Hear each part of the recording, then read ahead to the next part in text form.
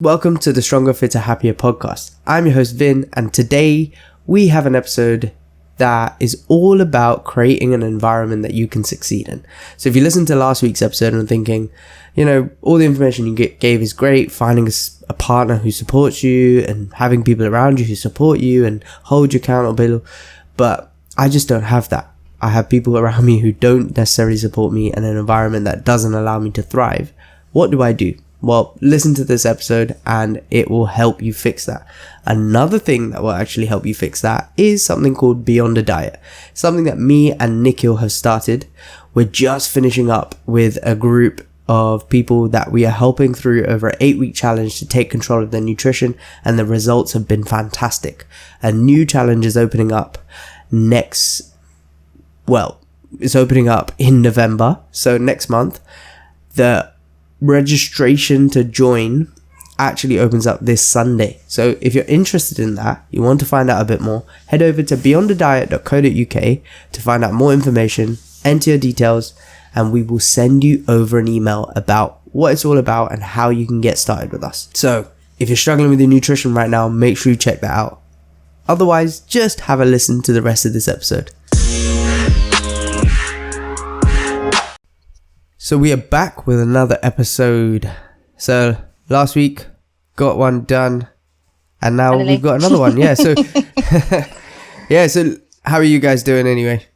Good, thank you. How are you? All good. Can't complain.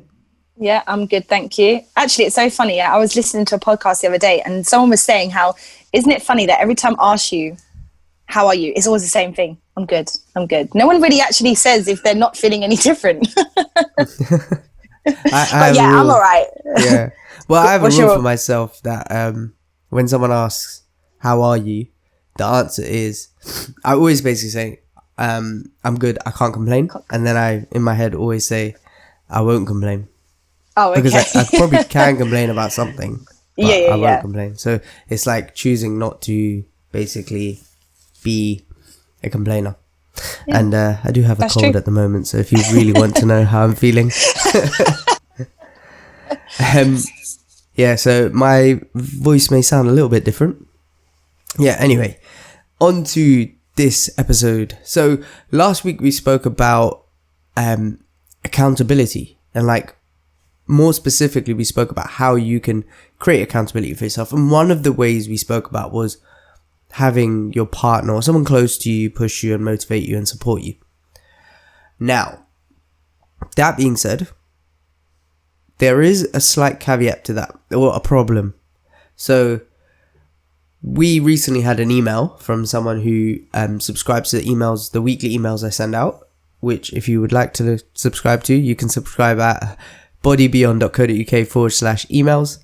And I send them out a couple times a week. So someone replied to one of something I've sent out, and she was basically saying how she doesn't quite have that support element at home. I won't go into the details of the email, but it was talking about how do you overcome when you don't have that support and someone else's the environment or the partner that you have in your life when it comes to fitness, not everything, but demotivates you rather than motivates you. Or they're not quite supportive of your fitness goals and stuff. You have it all the time when people will tell you, whether it's your mom, your dad, your brother or sister, whoever, friends, they may not always sabotage what you're doing, but sometimes tell you that you can't do it, or not be supportive of a diet you're trying to follow because they're let's get a takeaway, so on and so forth. So what do you do in those situations? How do you get accountability from someone who's close to you if you're trying to create accountability from a partner? And how do you actually create a supportive environment so that you can succeed? Because it's very difficult to succeed, isn't it, when you don't have people around you to support you, to push you to do the right thing. So That's what today's episode will be all about, unpacking. Do you guys have any thoughts on this? What would you say to someone if, and don't just sit there silently, and what would you guys say to someone who doesn't quite have that support element in their life? Go on, Sadie. It's about maybe going out there and trying to find it maybe in different ways. So, for example, what we do with our members it's finding a group of supportive people, maybe that are on the same path as you, or maybe are trying to achieve the same goals as you. So maybe at home, if within your family or your partner or your friends, maybe they're not really understanding of what you're going through. So it's maybe finding that support from other people, another group of people that are maybe the same like-minded as you in that situation. No, it's a good shout. So you mean like joining a group or a team, or like getting a trainer or something like that? Yeah, exactly. If you're not getting it from obviously your friends and family, then you need to find it in other areas. That's a good shout. The only problem is we both know, all three of us know, that a lot of when it comes to maybe not fitness so much, but when it comes to nutrition and lifestyle goals, they do the heavy lifting, especially when it comes to weight loss. Yeah. So a lot of that will happen away from the outside environment. I understand in an hour of training and stuff, you can find like a group of people to really, really push you and motivate you. The problem sometimes can come even getting there, because if you haven't got much motivation at home, then getting there may be an issue. And the other issue is like taking action with other goals. Like if there's always junk food in the house, for example, it's very difficult sometimes for you to exercise willpower to not eat it if other people in the house are eating it or buying it all the time. Yeah, exactly. That's true. So how do you overcome that one then?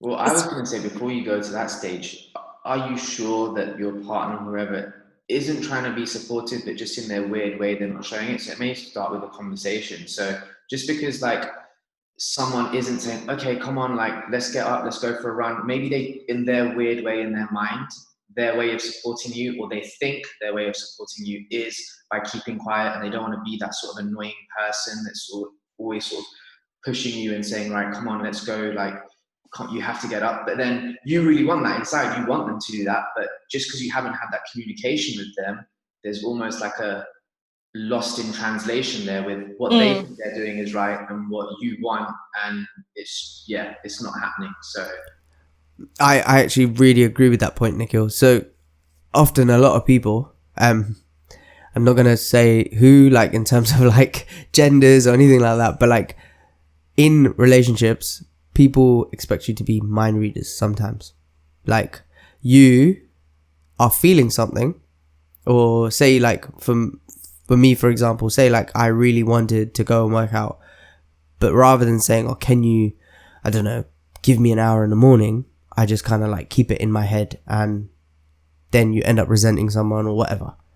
Yeah. Rather than asking for help and support, you kind of automatically expect it or want it, which I guess there's nothing wrong with. Like you would expect something like that, wouldn't you? But unless you communicate how you feel, it's very difficult for you to get someone to kind of basically be supportive of what you're wanting them to do.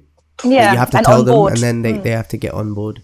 And I'm not saying that should have to happen. You shouldn't always have to tell someone. I understand, like sometimes people should just think, but often, you know, not everyone's personality is like that. Not everyone's that kind of way inclined. They kind of, some people just need to be told what you want, and they need to hear it from you as opposed to always guessing. Yeah, that was a good point. So yeah, I definitely think starting with communication is a really good point. This is a very good point, but often even that can like not work. Do you get what I mean? Like you can sometimes like that can work for a little bit. Like you know, like I'm the worst for it. Like sometimes my partner will tell me, can you do something, you know, like can you always clean this, for example. And then I'm like, yeah, I'll do it. And then a couple of weeks go by, and then I forget one week, and then, you know, stuff like that. And then you're like, well, I've already spoke to you about it and you've forgotten, and it's happening again. Do you get what I mean? You go back into old habits or whatever.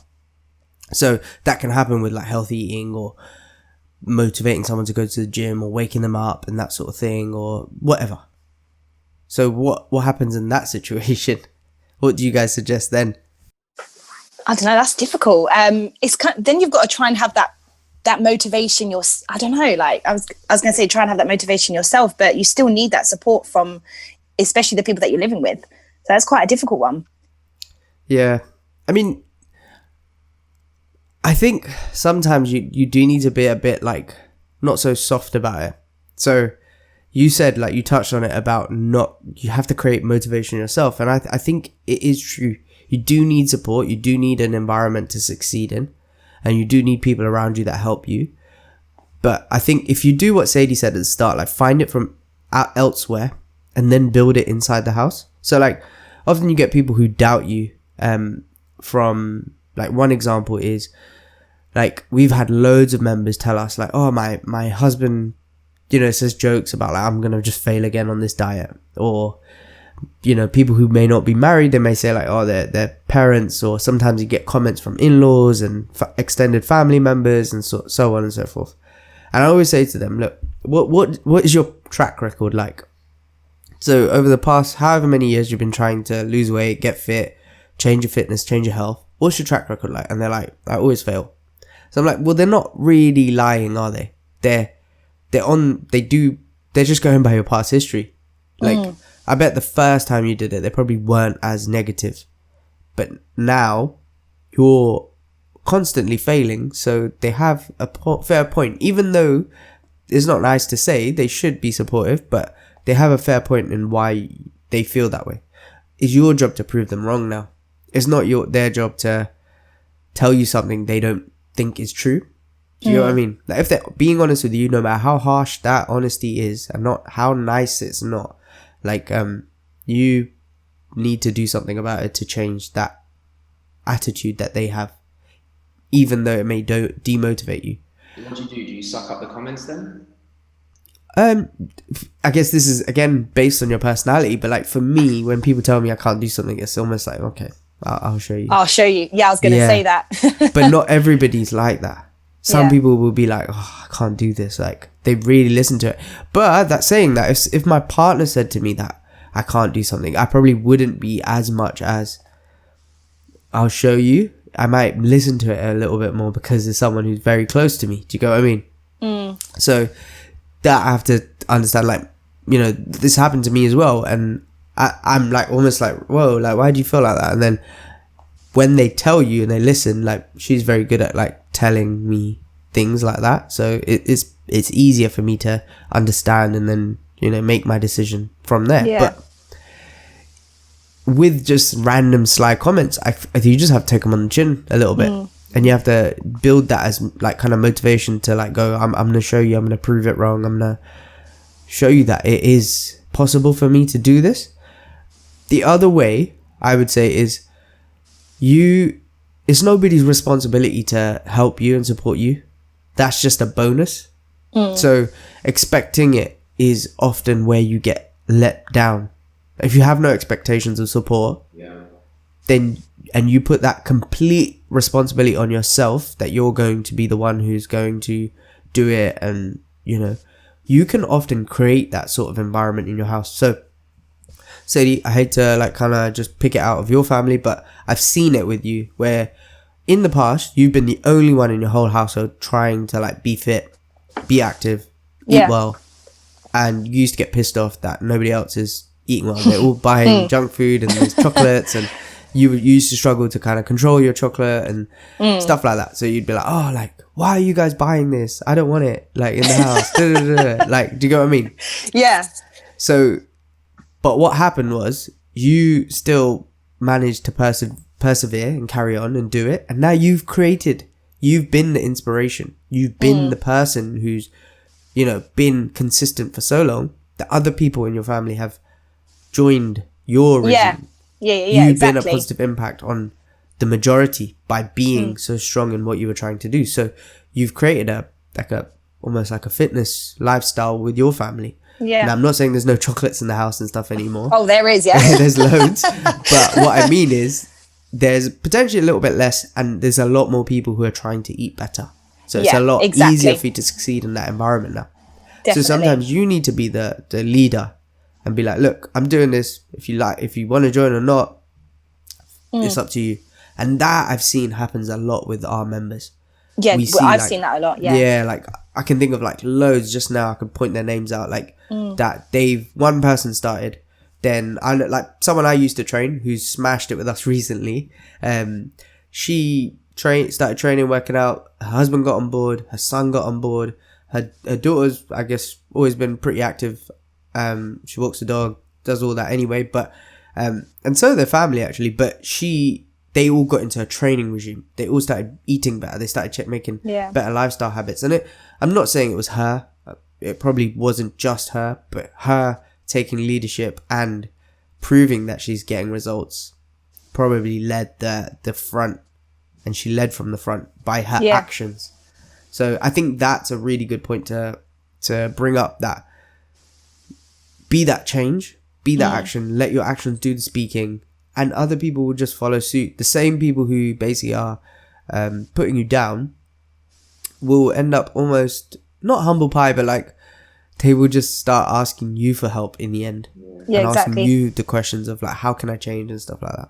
It's definitely they're always judgmental though. Like sometimes it's you're damned if you do, you're damned if you don't. Like, oh, you're eating that. I thought you were on a diet, and then when you are eating, it's like, you know, it's like, oh, go on, one won't hurt, and it's like, what the hell do you want from me? Like, it's yeah. So Sometimes there's no in between. I found that before when I was not having certain things, because obviously I was trying to lose weight or whatever.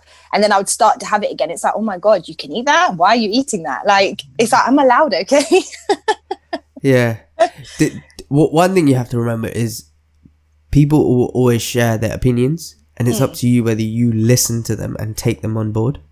Do you get what I mean? Like, so if someone says something to you, you don't have to take it personally. You don't have to go, okay, I'm accepting that as like, I think there's like a story about it, like where I think a monk said it or something, like, you know, with like anger. Anger is a bit like a gift.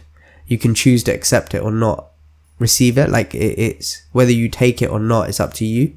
Yeah, that's hard though, isn't it? I do find that a difficult one, like choosing not to take it. Like sometimes I'm one of those people that I take things quite personally. So when people say things to me, I take that on board.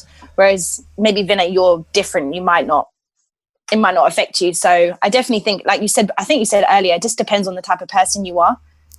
Oh, definitely. Yeah. I think it comes down to I wouldn't say it's self-esteem, like, because at some point when you have a lower self-esteem or lower like self-confidence, you too take on other people's opinions a lot. But even when you are confident, because Sadie, you're a lot more confident like than maybe you were about certain things with like before. But if, for example, you're very confident in your abilities as a coach, whereas maybe when you're new in your career, you wouldn't be. But I guarantee if another trainer still said something to you about like something you're doing at work, you'd be like, oh my God, like you might be able to like, is that true? Is that? Yeah. And you question yourself and whatever. Whereas depending on the person who said it to me, I would either brush it off as like, are they right or are they not? Like, and I guess that it just depends on you, whether you take it, you're more emotionally driven or more logic thinking, like. So, but I think what you do need to try and do if you are someone like that is take the emotion out of it and ask, like, is it true? Is it actually true what they're saying? Like, for example, are you allowed to eat that? Like, you know, are you supposed to be eating that food? And you're like, if you ask, like, is this person, what they're saying, like, actually factual? Or is it just them being emotional or, like, just trying to wind me up or whatever? You can just be like, well, I can actually eat this, so why should I get annoyed at what they're saying? I've answered the question, and that's it, done. Like, do you get what I mean? But when it gets, like, you reacting, it's more like you're going, why are you commenting on what I'm doing? When technically they are allowed to comment. Like, they can speak, they can say what they want. Do you go what I mean? yeah. So it's that sort of thing. But I get it. When it's I'm easy. It's easy to dish out stuff like this and say it. But if someone in my family started commenting on my food, I'd probably react the same way. When you're close to people, it's very hard to be emotionless. Do you go what I mean? And not take it on board and not let it affect you. Like if a stranger said something to me, I'd be like, okay, whatever. If I don't know, maybe like my mum or my brother or someone, or even my partner said something to me that touched a nerve, it's like easy. It's like very easy to go poof, like and explode, isn't it? But crying baby. So going back to the environment situation, we know that environments dictate like how much willpower you can exercise. So a lot of people depend on things like willpower. So, you know, like going to the gym, they'll be like, whether they feel it or not, they're really dependent on like how good they feel on the day. So we know that when it comes to your environment, if it's a successful environment, like if it's a supportive environment, it can make it a lot easier to exercise willpower. So if you're in a house that's surrounded by good, healthy food, you're always going to find it easy to succeed. Yeah. If you're not, then it's not going to be very easy to succeed. So you have to kind of be like, if there's junk food all around, you're going to have to be like very strong willpowered. And we know that willpower is just like a muscle. It fatigues. It eventually will give up if you have to overuse it. It should be used for like extreme situations, basically. And the rest of the time, less decisions should be made. So that explains the importance of having a supportive environment around you. Now, we've just spoke about what happens when you can't and you have to create people around you don't have that supportive environment. Do you guys have any tips, practical tips on how you can create a supportive environment? Like what you can do at home with nutrition, even though other people around you are eating junk food. Or Nikhil, you said about like the friend who says, just eat it, that sort of thing. How do you work around these kinds of situations? So avoid the temptation, I guess, is one. So just sort of create friction between it. Like these are practical tips, right? So just keep things out of sight. Like try not to have it near your like vicinity, for example. If you're sorry to cut you off. Do you mean things like actual foods? Don't have it in front of you. Yeah, not your friends and. Yeah, just like actual foods and stuff. Like if you're working in a separate room, or if, for example, you find yourself and you set yourself up in the kitchen to work from home, it's probably not a great place for you to work from home from. Like go to a different room and things like that, because you know you're probably going to end up eating everything like you are now, Vinny. Like probably not the best setup, right? Yeah, because there's like a bowl of chocolates just there. Like luckily I don't like any of those quality streets, so I don't ever eat them. But if they were something a bit more tastier, like celebrations or something, they would go quite down easily, because I'm right here and I can see them every day. Even when we're doing the podcast, I can see them in the camera. But it is out of sight, out of mind does make it easier, doesn't it? Definitely. I think, yeah. And you need to then make other things easier. So if you look on that side, there's a banana and a watermelon. So again, that's even harder because the watermelon's not cut. The banana's easier because you just have to peel it. But if I had chopped up the watermelon and left it in the fridge, then again, it's even easier to eat that, because it's the same effort as unwrapping a wrapper or going into a drawer and taking out some chocolates and unwrapping the wrapper and then eating it, as going in the fridge and opening a container, sticking a fork in it and eating like some watermelon out of a bowl. So do you get what I mean? So like, yeah, making habits that you want to practice easier to get to, and ones that you want to avoid harder to get to. Definite, really good point. And I know where you got that from. Atomic Habits by James Clear. Oh. It's a book, definitely one that a lot of people should read. Really good information in there. Something else he actually says, going back to the friends point. You know, you said about you can't get rid of your friends. You can't get rid of your friends, but you can choose what environments you put them in.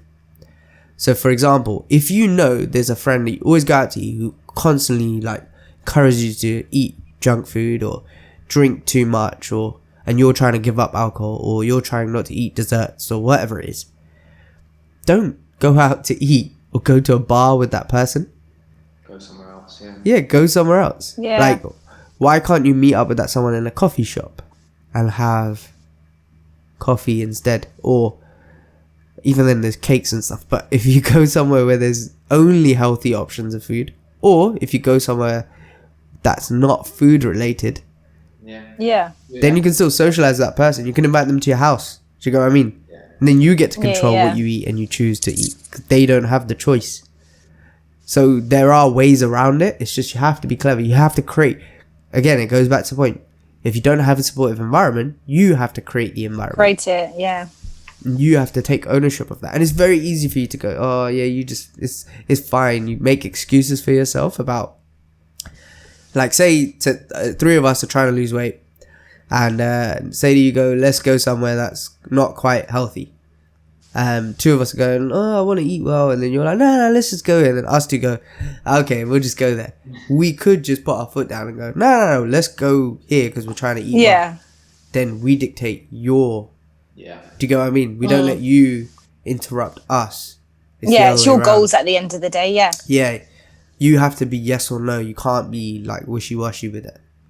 Don't let people or feelings or things like kind of sway you. If you keep that strong mind, and you just like aren't someone you're just not even willing to move when a gust of wind comes, then you won't fall down, innit? Do you guys have any other points? Any other tips for creating a more successful environment? I don't know, not much else from me. Setting yourself rules work as well. So a really good one, like I was speaking to a friend earlier, and what he does is he works out in his, as in he works from home out in his garden.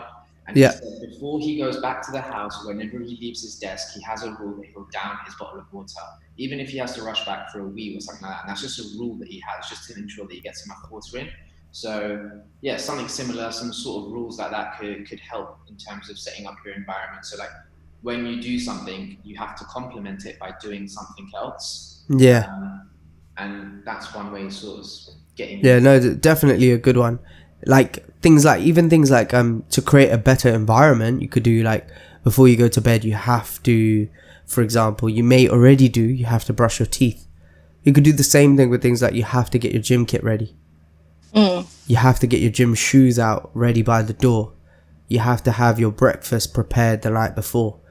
Even if it's things like getting the fruit out and putting it on a plate, or if you're actually making something like overnight oats or whatever, protein shake, have it ready. Have the powder ready.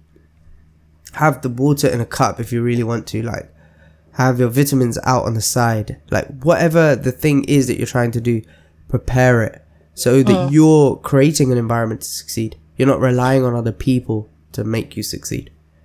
And I think you just want to make it as easy as possible for yourself. Like you say, getting all of that ready sounds silly, but it's so easy for you to do. Do you know what I mean? And then stick to. Yeah.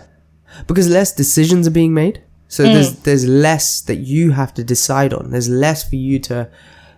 there's something called decision fatigue when it comes to, doing things. And that often is what lets you down. Like when you get up in the morning, how difficult would it have been to go to school if you didn't have a school uniform? Like thinking about like how much pressure would you have on you to what to wear?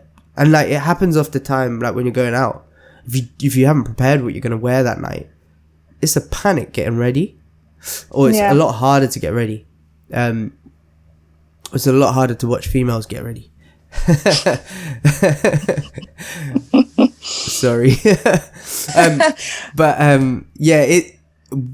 You see that chaos, so don't create that sort of chaos in your life when it comes to like training or nutrition or stuff. Like have all the decisions that you have to make already made. So get a training program, pick your gym clothes or get them out the night before, have food, like prepare meals, prepare food if you have to, and just make it easier on yourself to succeed rather than more difficult, so that you don't need to have like people doing it for you or helping you out in that sort of front. Yeah. And the more like you are successful with it, the more you'll probably inspire the other people in your life to be kind of really good with it as well. Anything you guys have to add to that? I think we've covered this topic quite well, maybe, but I guess the audience will be the ones to let us know if this topic has been covered quite well. And hopefully the person who sent me that email, I won't mention their name, but hopefully you'll be able to tell me if this has actually helped in terms of supportive advice for you. let me know. Do you guys have anything last points to add? No, that's really good. All right, guys, we would love to, this podcast is all about helping you become stronger, fitter, and happier. So if there's anything you'd like us to discuss on here, please drop it in the comments or leave us a review or shoot us over an email at podcast@bodybeyond.co.uk and we'll be happy to help you out. Then, if there's nothing else, then we are over and out. I hope you enjoyed that episode, guys. We have been Vin. Sadie. Okay, so they say it at the same time. So one at a time would be good. Guys, we gotta get it right. Different to our order. Oh, I see. So on my screen. Okay. So, yeah. It's been me, Vin. Me, Sadie. Nikhil. And I hope you enjoyed the episode. Take care, guys. Over and out. Bye.